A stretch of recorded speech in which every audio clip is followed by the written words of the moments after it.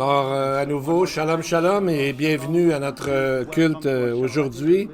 Et je suis très heureux aujourd'hui de notre texte qui va nous montrer la puissance de l'amour, la puissance du pardon et du service. Nous allons voir la magnifique personne du Seigneur qui, à partir du chapitre 11 de l'Évangile de Marc, commence sa route vers la croix. Et justement, comme Daniel 9, 26 dit qu'un oint sera retranché, mais pas pour lui-même, mais pour qui? Pour quiconque se repentira et acceptera son offre de salut éternel. Alors, c'est ma prière que nous soyons tous vraiment renversés, étonnés et dans la joie de voir son amour pour nous.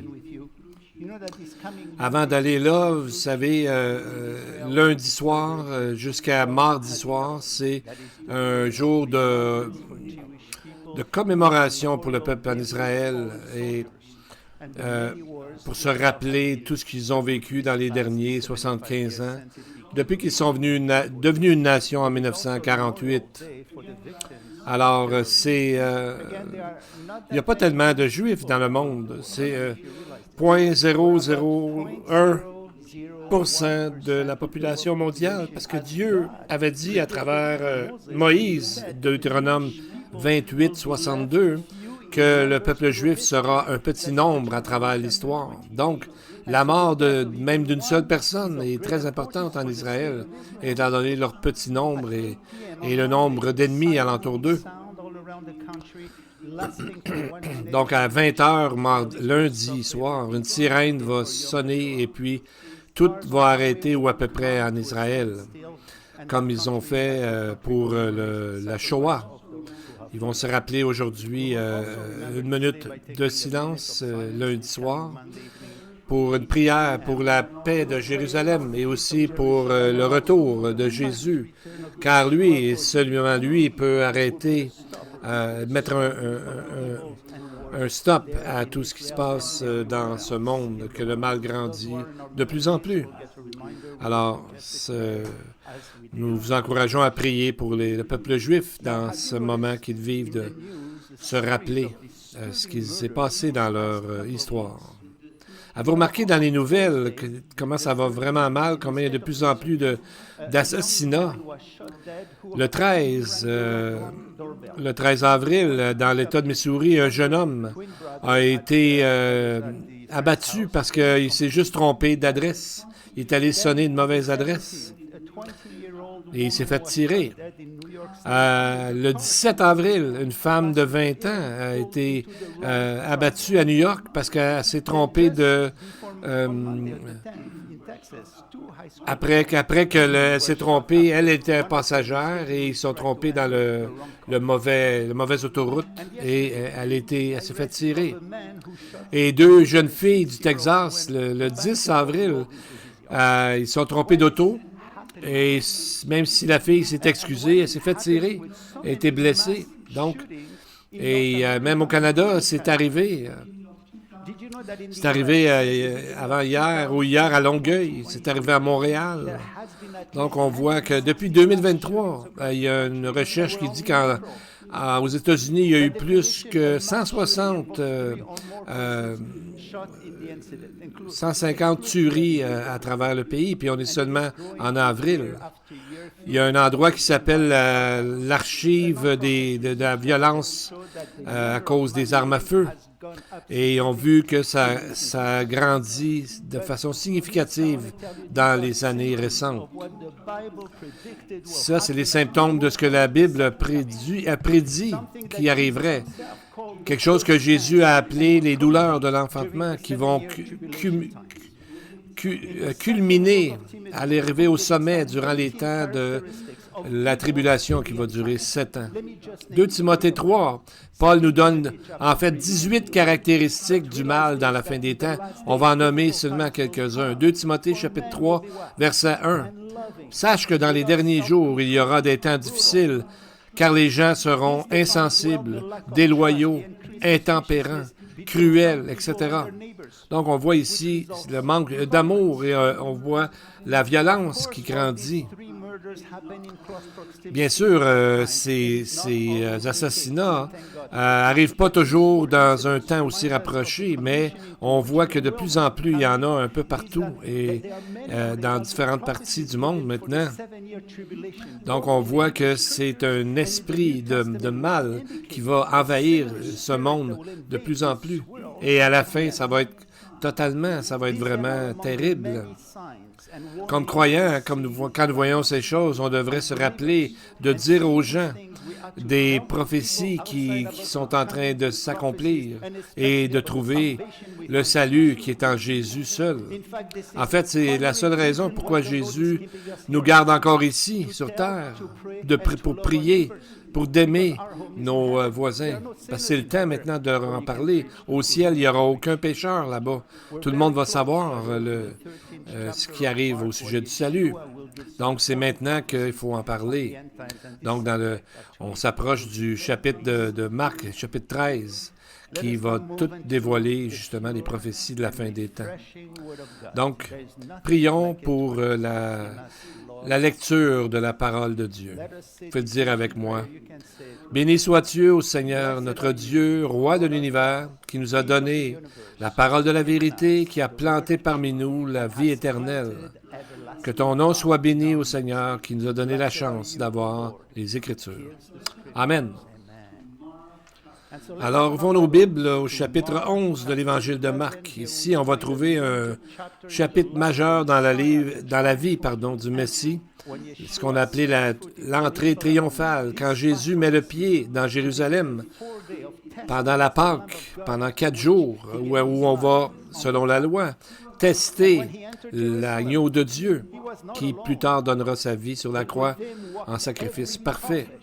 Donc, chaque prophétie, chaque prédiction, chaque type de promesse de rédemption a été accompli par Jésus. Tous les prophètes et tous les animaux qui ont été sacrifiés depuis le début des temps, depuis le début de la loi, tout ça a été accompli parfaitement dans justice et totalement par Jésus sur la croix. 4 fois, il nous est dit dans quelques versets que c'était le petit d'une ânesse. Comme David et Salomon, certains rois, justement, montaient sur des ânes pour célébrer, pour se promener dans la ville. Jésus, lui, a monté non un âne qui est habitué, mais le petit d'un âne qui jamais avait eu quelqu'un sur son dos, parce que le Créateur était là. Alors l'animal obéissait bien sûr à ce que Jésus lui a demandé lorsqu'il le montait. Zacharie 9:9 nous dit « Sois transportée d'allégresse, fille de Sion. Pousse des cris de joie, fille de Jérusalem. Voici, ton roi vient à toi. Il est juste et victorieux. Il est humble et monté sur un âne, le petit d'un ânesse. » Donc, on voit dans le texte qu'il est roi. Il est juste et il est le salut. La manière que c'est écrit en hébreu, c'est comme si lui-même apportait lui-même comme personne le salut. Il est la source du salut. Il a la vie en lui. Il est venu apporter la vie éternelle à ceux qui voudront se repentir et croire en son nom. Donc, il vient humblement monter sur un âne, le petit d'une ânesse. Donc, ça semble pas au Messie que les gens attendaient à ce moment-là, et même aujourd'hui encore, attendent un Messie comme un conquéreur. Mais la prophétie est claire qu'il doit d'abord venir, mourir, ressusciter et ensuite revenir comme conquéreur pour faire et établir son royaume. C'est ce qu'on appelle le chaînon manquant dans la tradition judaïque actuelle. Dans les écrits rabbiniques, dans le Talmud, le Zacharie 9:9, ils ont lié ça avec une prophétie bien connue, Daniel 7:13, où est-ce qu'il dit que le Fils de l'homme reviendra sur les nuées des cieux semblable à un fils de l'homme. Alors, ça a l'air d'une apparente contradiction. Il y en a qui ont dit dans justement leurs enseignements qu'il y a deux messies. Le premier est le fils de David qui va venir en force, et l'autre, le fils de Joseph, va venir pour mourir. Et quelqu'un a écrit, « S'ils en sont dignes, en parlant du peuple juif, s'ils en sont dignes, il viendra sur les nuées du ciel, et sinon, il viendra sur un âne. » Mais l'Ancien Testament, la parole de Dieu, parle d'un seul Messie, qui vient deux fois. Et ainsi, ça répond au dilemme qui semble qu'il y aurait deux Messies, mais non. Parce que Zacharie 12:10 dit qu'ils tourneront alors les regards vers moi, celui qu'ils ont percé. Donc, ils vont reconnaître les mains percées de Jésus et ses pieds percés. Aujourd'hui, ils attendent encore un Messie conquérant, mais ça, c'est la moitié de la vérité. La première moitié est arrivée de cette vérité, c'est qu'il est venu et il est mort, ressuscité, et il reviendra. Et ce qui va arriver, c'est qu'à un moment donné, c'est la prophétie, la deuxième partie va s'accomplir exactement aussi. Et une autre prophétie très puissante qui a été donnée à Jacob, le père des 12 tribus, dans Genèse 49, 10, 11. Voici ce que Dieu a dit. Le sceptre, qui représente la royauté, le sceptre ne s'éloignera pas de Juda, ni le bâton de la souveraineté d'entre ses pieds, jusqu'à ce que vienne le Shiloh, et que les peuples lui obéissent. Il attache à la vigne son âne, et au meilleur cep, le petit de son ânesse. Et ces textes-là étaient très bien connus à ce moment-là.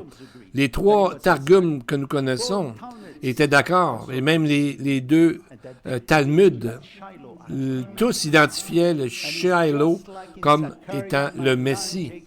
Le Shiloh qu'on voit dans Genèse 49, celui qui viendra régner. Mais Zacharie mentionne le chapitre 9, verset 9, d'un âne et le petit d'un âne. Donc, on voit que c'était connu, c'était dit plusieurs fois dans les prophéties. Et il y a un moment aussi qu'on dit qu'il venait de Juda. C'est pour ça qu'il est appelé le fils de David. C'est comme ça que Bartholomée l'a appelé lorsqu'on a vu la semaine dernière. Il l'appelait le fils de David. Non seulement qu'il était le fils de David de par la descendance physique, mais il était aussi de façon précise dans la ligne royale de Juda. C'est ce que le Talmud nous dit. Et c'est pourquoi que le Marc 11, verset 10 nous dit « Béni soit le règne qui vient, le règne de David, notre Père. » Mais avec ces deux prophéties, il faut connaître l'action des gens. Qu'est-ce qu'ils ont fait? Et qui témoignent aussi qu'ils ont compris que Jésus était le Messie. Lisons le verset 8. « Beaucoup de gens étendirent leurs vêtements sur le chemin, et d'autres des branches qu'ils coupèrent dans les champs. » Des branches, dans le texte, on voit dans le grec, c'est des branches feuillues. Le mot grec, c'est stibadas, qui l'associait avec le lulave. Vous savez, c'est un bouquet qui est fait de branches de palmier, de myrte, et ensuite, il prenait ça et il tournait ça alentour d'eux à la fête des tabernacles, la fête de Sukkot. Et Jean ajoute qu'ils ajoutaient aussi des branches de palmier, Jean chapitre 12, verset 12, qui est un élément qu'on trouve à la fête des tabernacles. Mais comment ça se fait qu'ils arrivaient avec les éléments de la fête des tabernacles alors que c'était la Pâque? Bien, parce qu'ils voulaient que Jésus établisse son royaume exactement à ce moment-là, ici et maintenant. Ils voulaient sauter, dans le fond, la Pâque. Mais Jésus venait pour accomplir la Pâque. Donc, comme beaucoup de gens aujourd'hui connaissent les prophéties, mais seulement en partie. Des fois, c'est mieux de ne pas savoir rien du tout que d'inventer des choses à moitié. Mais même dans la demi-vérité, il y a toujours une partie de vérité qui peut convaincre certaines personnes. Et même le premier mensonge de Satan qu'on connaît, c'était une demi-vérité. Il a dit à Adam et Ève que de manger le fruit va ouvrir leurs yeux. Et c'est ce que ça a fait. Mais ce qui est arrivé, c'est qu'ils se sont vus aussi des pécheurs. Satan leur a dit que non, ils ne mourraient pas s'ils mangeaient le fruit. Mais ils ne sont pas morts physiquement, mais ils sont morts dans le sens qu'il y a eu une séparation entre eux et Dieu. C'est la mort spirituelle.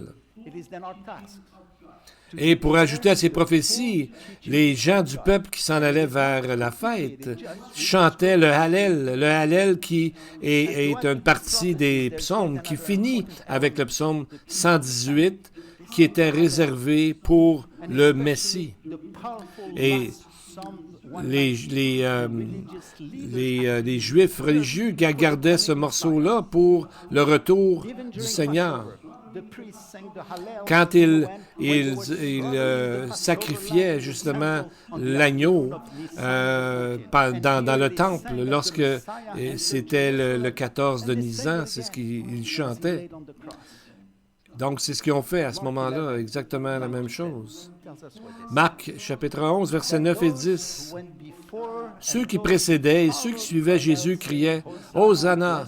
Béni soit celui qui vient au nom du Seigneur! Béni soit le règne qui vient, le règne de David, notre Père! Hosanna dans les lieux très hauts! » Quand on regarde tous ces mots-là, et spécialement la dernière partie du Hallel, c'est difficile de trouver un témoignage plus puissant que ces gens croyaient que Jésus est le Messie juif, le Messie promis. Ils chantaient « Hosanna ». Qu'est-ce que ça veut dire? Ça veut dire « Sauve, sauve maintenant ». Nous prions pour le salut maintenant. Le nom de Jésus est dans le mot « Hosanna ». Parce que Hosanna, même si on ne lit pas l'hébreu, on voit la similarité entre les deux. Hosanna dans les lieux très hauts. Hosanna vient du mot yasha, de sauver, et le mot yasha veut dire de sauver, et on ajoute Hoshana ou Hosanna. Donc on voit que ça veut dire Jésus vient sauver. Hosanna dans les lieux très hauts. Et c'est Matthieu qui ajoute une chose importante. Il dit que lorsque Jésus entra dans Jérusalem, toute la ville fut émue. Le mot grec pour ému, c'est séio. Vous savez, vous avez déjà entendu le mot séismographe. Quand il y a un tremblement de terre, c'est ça qui enregistre la terre qui a bougé. Donc, tout Jérusalem était ému par la présence de Jésus. Et plusieurs étaient surpris, se disaient, qui est cette personne? Et la place que les gens avaient choisi de lire dans les Écritures, c'était dans le psaume 118, le dernier psaume justement du Hallel. Le psaume 118 est précédé par le psaume le plus court, psaume 117, qui a seulement 2 versets. Le psaume 119, qui est le plus long des psaumes. Le psaume 118 se termine avec une invitation de venir voir celui qui vient au nom du Seigneur. Le psaume 119 a été divisé en 176 versets de 22 sections, parce qu'il y a 22 lettres dans l'alphabet de l'hébreu. Et ils ont fait un paragraphe ou une partie avec chaque lettre. Donc, c'est pour ça qu'il y a 22 sections. Donc, le psaume 117, il y a seulement 2 versets, mais il s'adresse à toutes les nations de venir voir qui est le Messie. Et il y avait tellement de gens à ce moment-là sur la route. Pas seulement parce que c'était la Pâque et que tout Juif avait été commandé à travers le monde de venir à Jérusalem, mais aussi parce qu'il avait entendu que Jésus avait ressuscité Lazare d'entre les morts. C'était quelque chose qui était connu partout. Et c'est pourquoi que le Talmud dit que quelqu'un, au bout de 3 jours, il est mort. Il n'y a plus rien qui peut arriver. La décomposition est déjà trop avancée. C'est pour ça que Jésus a attendu 4 jours afin de montrer dans ce miracle que c'était une recréation. Il a recréé, ressuscité, refait notre ami Lazare. Mais on voit qu'ils allaient en Israël, à Jérusalem, à cause de la fête. Mais aussi, Jean 12,9 nous dit, aussi pour voir Lazare, que Jésus avait ressuscité des morts. Donc, on voit quand on additionne toutes ces choses, nous avons dans les premiers versets une profusion de signes qui représentent encore une action de grâce de Dieu d'appeler tout le monde pour ce qu'ils étaient en train de préparer à faire pour les hommes. Nous avons 2 prophéties puissantes de Jacob et de Zacharie, et les 2 nous disent qu'il viendrait sur le petit d'une ânesse. Jésus a fait ça. Nous avons le témoignage des gens qui savaient que Jésus avait ressuscité Lazare des morts après le 3e jour. Quelque chose que les chefs religieux leur avaient dit que c'était impossible. Jésus le fait. Nous avons aussi le témoignage des gens et des enfants qui ont appliqué à Jésus les derniers chapitres du Hallel à Jésus, de béni soit celui qui vient au nom du Seigneur. Et qu'est-ce que tous ces signes ont donné comme réaction? Lisons Marc 11, 18. Verset triste de voir tout ça. Les principaux sacrificateurs et les scribes, l'ayant entendu, cherchaient les moyens de le faire périr, car ils le craignaient, parce que toute la foule était frappée de sa doctrine. Vous savez, c'est un endroit où on n'aimerait pas être à côté de ces gens-là lors du jugement du grand trône blanc, parce que ces gens-là ont eu énormément de chances de voir qui était le Messie, selon les Écritures. Mais ils ont décidé de le faire périr au lieu de le laisser les transformer. Donc, on voit ici, il y a quelque chose de nouveau, c'est que c'est les principaux sacrificateurs et les scribes qui représentent les gens qui doivent servir Dieu. Et donc, leur autorité était mise en question. Et ils ont voulu tuer Jésus à cause de ça, au lieu de se conformer à ce qu'il faisait. Et tout le peuple pensait qu'il était justement le Messie, ce qu'il est. On va lire au verset 11, quand Jésus est entré dans Jérusalem, dans le temple. Quand il eut tout considéré alentour, comme il était déjà tard, il s'en alla à Béthanie avec les 12. Donc, on voit qu'il rentre dans le temple et il regarde alentour. Il considère tout ce qui est alentour. Le verset 11 nous montre la profondeur avec laquelle Jésus a été touché de voir dans quel état triste était le temple. Mais il ne réagit pas directement. Peut-être pour le bien des disciples, parce qu'ils venaient juste d'arriver de Jéricho, qui était à peu près 45 km à pied à ce moment-là. Ça a dû leur prendre environ 8 heures. Donc, après toutes les émotions de l'entrée triomphale, notre Maître Jésus, qui est toujours toute sagesse, a attendu le lendemain. Versets 12 à 14. Le lendemain, après qu'ils furent sortis de Béthanie, Jésus eut faim. Apercevant de loin un figuier qui avait des feuilles, il alla voir s'il y trouverait quelque chose, et, s'en étant approché, il ne trouva que des feuilles, car ce n'était pas la saison des figues. Prenant alors la parole, il lui dit, « Que jamais personne ne mange de ton fruit. » Et ses disciples l'entendirent. Bien, le mot hébreu pour figue, c'est tehina, qui est un mot qu'on utilise pour une sauce aussi également. Mais ce mot, c'était pas la saison des figues dans Marc 11. Eh bien, les commentateurs là, se sont donnés à cœur joie, certains d'entre eux. Il y en a un qui a dit, par exemple, que dans son humanité, Jésus ne savait pas tout. Il ne savait même pas exactement quelle saison c'était. D'autres ont dit que Jésus, en fait, voulait maudire Israël parce que, disent-ils, le figuier représente Israël.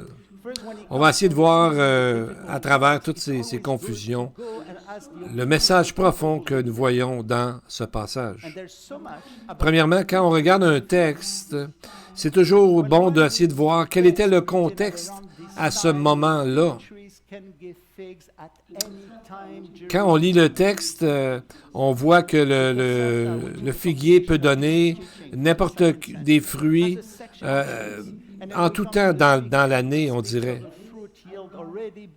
Mais il y a un livre qui s'appelle la Tosefta, qui est une compilation d'enseignements juifs du 2e siècle, et il y a une section sur les arbres.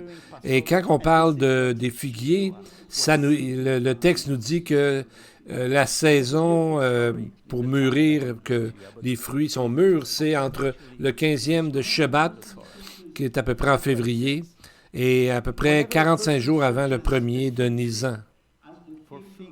Voici ce que le Talmud dit à ce sujet. Quand une personne cherche un figuier pour manger des figues, il en trouve, et tout comme les figues n'arrivent pas toutes à mûrir en même temps, ainsi il se trouve toujours des figues fraîches et d'autres qui sont en train de mûrir, et ainsi en est-il de la Torah. Toute personne qui la médite trouve toujours de nouvelles choses, parce qu'il n'y a pas de saison précise dans la Torah. Nous avons toujours à apprendre. Comme pour la Torah, comme pour la loi, qui n'a pas de saison, mais porte du fruit pour quiconque a soif. En lisant la Torah, c'est ce que le texte vient nous dire. Bien, souvent, le figuier sont vraiment en lien avec les Écritures. Rappelez-vous quand Jésus a dit à Nathanaël, Jean 1, 48, il a dit « Avant que Philippe t'appelle, quand tu étais sur le figuier, je t'ai vu. » Peut-être que Nathanaël, était en train de lire les Écritures, comme les rabbins faisaient souvent. Ils lisaient les Écritures en dessous d'un figuier pour être à l'ombre. Et au verset 13, c'est marqué, c'était pas la saison des figues. Et le mot saison, en grec, c'est le mot kairos, qui, c'est pas juste un temps comme le temps ordinaire, mais c'est un temps spécifique. Un temps, par exemple, souvent, on voit que c'est un temps il y avait une prophétie qui a été accomplie. C'est un temps spécifique, un temps marqué. Sur les 85 fois qu'on voit ce mot, il y a seulement 5 fois qui a été traduit saison, mais 50 fois ou plus a été traduit temps, époque et des choses comme ça. Donc, même dans chapitre 13, verset 33, Marc parle au temps prévu, qui est le meilleur exemple de ce que représente le mot kairos en grec. Et quand Jésus est arrivé, il a juste vu des figuiers en feuilles, puis il n'a rien trouvé d'autre que des figues, aucun fruit. Et quel est le lien? Bien, déjà, dès le tout départ de la Bible, avec Adam et Ève, Genèse 3,7 dit que les yeux de l'un et de l'autre s'ouvrirent, connurent qu'ils étaient nus, et ayant cousu des feuilles de figuier sans couvrir. Donc, c'est une nouvelle invention. C'est la première fois qu'il y avait honte. Une peur pas raisonnable de Dieu, mais qu'est-ce qu'ils ont fait? C'est qu'ils ont fait une nouvelle chose. Ils se sont couverts de figues, comme c'est exactement l'image d'une nouvelle religion pour essayer d'apaiser Dieu dans sa colère parce qu'ils avaient désobéi. C'est la première religion qu'on peut trouver sur la terre, c'est qu'ils se sont cousus de feuilles de figuier. Donc, on voit que c'est l'action de quelqu'un qui ne reconnaît pas la souveraineté de Dieu, mais qui s'arrange autrement en se créant une religion. C'est ce que représente de se couvrir de figues dans Genèse chapitre 3. Mais qu'est-ce que Dieu a fait, la première action, suite à ça, qui nous est dit dans la parole de Dieu? Genèse 3, 21, c'est marqué que Dieu fit à Adam et à sa femme des habits de peau et il les en revêtit. Donc, Dieu a fait qu'un animal meure en sacrifice pour les couvrir. Voyez-vous la différence entre essayer de se couvrir soi-même et que Dieu nous couvre de par sa sainteté, parce que lui a fait les choses parfaitement. Mais seulement Dieu peut produire le salut. C'est une image semblable dans Genèse qu'on a dans Marc ici. Bien, le figuier, donc, c'est le premier fruit qui a été mentionné dans la Bible. À cause de ça, certains rabbins ont dit qu'à cause qu'ils ont mangé du fruit défendu, ils disent que que le figuier a des feuilles qui apporteront des lamentations dans le monde. Alors, dans le symbolisme, on voit que c'est certain que cette religion qui se sont faites ont amené des lamentations sur la nation elle-même et bien sûr sur tout le monde qui fait, quelle que soit la religion, ne se tourne pas vers Dieu. Voyons ce qu'il nous est dit dans les versets 38 à 40. C'est pas Israël comme nation qui est maudit, mais c'est la fausse religion qu'elle a apportée. Verset 38. « Gardez-vous des scribes qui aiment à se promener en robe longue, à être salués dans les places publiques, qui recherchent les premiers sièges dans les synagogues et les premières places dans les festins, qui dévorent les maisons des veuves et qui font pour l'apparence de longues prières. » Donc, on voit que c'est ce que Jésus leur dit, de ne pas se mettre en premier, de ne pas mettre une religion devant la parole de Dieu. Mais cette prophétie n'est pas terminée non plus. Jésus nous donne un élément important, Matthieu 24, verset 32. « Instruisez-vous par une comparaison tirée du figuier. Dès que ses branches deviennent tendres et que les feuilles poussent, vous connaissez que l'été est proche. » Donc, on voit que depuis la destruction du temple qui a suivi la période des évangiles, Israël est retourné dans son pays en 1948. Donc, encore à nouveau, nous trouvons des figues, mais pas de fruits. Et c'est ce qu'on voit aussi, qu'il y a une minorité religieuse qui a influencé tout le peuple. Matthieu 24, 34, où Jésus dit, « Je vous le dis en vérité, cette génération ne passera pas, que tout cela n'arrive. » Quelle génération? Mais la même génération qui était dans le premier siècle. Ce sont les mêmes feuilles, il n'y a pas de fruits. Cette génération, cette idée de rejeter Dieu, c'est ça qui représente la génération. Mais rappelez-vous, dans Ézéchiel 37, la prophétie d'Ézéchiel qu'on appelle prophétie des eaux séchées, alors que Ézéchiel voit qu'un corps est formé et on voit une progression, et tout à coup, Ézéchiel 37, verset 8, Ézéchiel s'écrie, « Mais il n'y avait pas en eux d'esprit. » Alors, où est l'esprit que Dieu a promis à Israël de recevoir à travers le prophète Ézéchiel? Bien, c'est quand ils vont dire après le deuxième venu de Jésus, après le millénium, et c'est là qu'ils diront « Béni soit celui qui vient au nom du Seigneur ». Jésus leur a dit qu'ils ne le verront plus jusqu'à temps qu'ils disent ça. Donc, on voit ici que c'est à ce moment-là aussi que, que tout sera accompli. Et on voit ici que Jésus ici était fâché. C'est une colère juste, mais essayons de comprendre, voir le texte ici, au sujet des changeurs du temple. Marc 11, verset 15. Ils arrivèrent à Jérusalem et Jésus entra dans le temple. On est toujours le lendemain de ce qu'on a dit tantôt. Il se mit à chasser ceux qui vendaient et qui achetaient dans le temple. Il renversa les tables des changeurs et les sièges des vendeurs et des pigeons. Et les sièges des vendeurs de pigeons. Alors, c'est ce que Jésus ici a... souvent, c'est un Jésus qu'on ne voit pas, celui qui est fâché, celui qui amène un jugement. Pourtant, la Bible dit que Dieu, donc Jésus, nous savons qu'il est Dieu, que Dieu est un feu dévorant. Donc, c'est mieux de le rencontrer maintenant comme notre Sauveur que plus tard. Si on le rejette aujourd'hui, on le rencontrera plus tard, mais comme notre juge. Et pourquoi il a chassé les vendeurs? Bien, c'est pas à cause qu'il était comme tel contre l'idée de vendre des animaux, parce qu'il fallait vendre des animaux pour le sacrifice. Ces gens-là venaient souvent de très loin dans le pays. Alors, ils ne se promenaient pas avec leur bétail, mais lorsqu'ils arrivaient, ils achetaient un animal. C'est pas ce qu'ils faisaient que Jésus était fâché contre ça, c'est à l'endroit qu'ils étaient. Parce qu'ils n'étaient pas supposés être à cet endroit-là.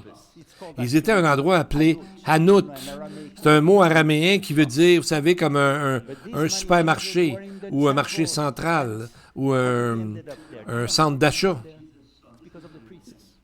Il y avait un endroit pour ça, mais ces changeurs d'argent, ces voleurs dans le temple étaient dans le temple. C'est ça. Mais comment ça se fait qu'ils étaient là? Avant, ils étaient à l'extérieur. Eh bien, c'est à cause des sacrificateurs. Pardon. Parce que ces boutiques au temple appartenaient au souverain sacrificateur Ananias, je pense qu'il s'appelle, je ne suis pas certain, je m'excuse du nom. Il y avait Caïphe et Annas, et sa famille qui avaient construit finalement un commerce. Parce que quand tu arrivais avec ton animal, avec ton argent, il fallait que tu achètes un animal, il te le faisait payer plus cher que si tu l'avais acheté ailleurs. Donc, c'est dans ce sens-là, il volait les gens qui venaient adorer Dieu, qui avaient besoin d'un animal. Le problème, c'est qu'il se trouvait dans le temple même. Donc, c'était un racket, c'était de la fraude qui était établie par les sacrificateurs du temps. Et l'historien juif Joseph, Flavius Joseph du 1er siècle, parle de ce souverain sacrificateur Anna qui avait accumulé énormément d'argent. Vous savez, il dit qu'il forçait même les gens à payer leurs dîmes. Alors, on voit toutes les contradictions ici avec ce qu'il était censé faire. Parce que de la façon que Jésus est arrivé dans Jérusalem, il est arrivé soudainement dans le temple. Donc, c'est un peu l'image ici. On trouve cette prophétie dans Malachie 3, verset 1, où Dieu dit, « Voici, j'enverrai mon messager, il préparera le chemin devant moi, et soudain entrera dans son temple le Seigneur que vous cherchez. » Donc, le messager ici, c'est Jean-Baptiste, Jean le baptiseur, qui prépare le chemin du Seigneur, qui lui arrive de façon soudaine, surprenante dans son temple. Quand Malachie parle de Dieu, il utilise le mot Yud-He-Vav-He, Y-H-V-H, le Dieu, le nom propre de Dieu, de l'Alliance dans les Écritures. Mais qui est arrivé? C'est Jésus, comme le Seigneur dans Malachie. Mais ils ne s'attendaient pas à ce qu'il arrive de cette façon. Ils avaient, de par leur tradition, inventé ou s'attendaient d'une autre chose à part de Dieu. C'est là le danger de penser qu'on a compris Dieu ou qu'on est meilleur que Dieu. Alors, il faut laisser Dieu nous surprendre, oui, mais obéir suite à ce qu'il nous montre. Il dit il y a un texte qui dit dans le Talmud que 40 ans avant que le temple ne soit détruit, le Sanhédrin s'en alla en exil et planta sa tente à Hanout, comme on a dit tantôt. Donc, ça veut dire que le texte nous montre que c'est là qu'ils s'étaient allés. Ils étaient à Hanout, dans le temple. Donc, c'est pas... Jésus les a peut-être sortis du temple, mais ils sont sûrement revenus. Mais nous savons que plus tard, les Romains les ont sûrement enlevés de là lorsqu'ils ont attaqué Jérusalem. Alors, rappelons-nous que comment ils avaient justement attendu Jésus et qu'ils préparaient sa venue. La manière qu'ils ont prié, qu'ils ont préparé la loulave, le bouquet de feuilles pour justement lui souhaiter la bienvenue. Et de la même façon, nous pouvons dire dans Jean 3,16, « Car Dieu a tant aimé le monde qu'il a donné son Fils unique afin que quiconque croit en lui ne périsse pas, mais qu'il ait la vie éternelle. » Alors, accueillons-le comme il le mérite. Prions. Now, Heavenly Father, now to us from Him who is and who was and is to come, from Yeshua HaMashiach, who is the faithful witness, the firstborn from the dead, and the ruler of the kings of the earth. Now may God grant us such that we may say like David, you are my hiding place. You protect me from all troubles. You surround me with songs of deliverance so that your work is produced by faith, your labor is prompted by love, and your endurance is inspired by hope in our great and mighty Messiah under whom we pray. And to the congregation, the Lord bless you and keep you. The Lord make his face shine upon you and be gracious to you. The Lord lift up his countenance upon you and give you peace. May the Lord bless you all.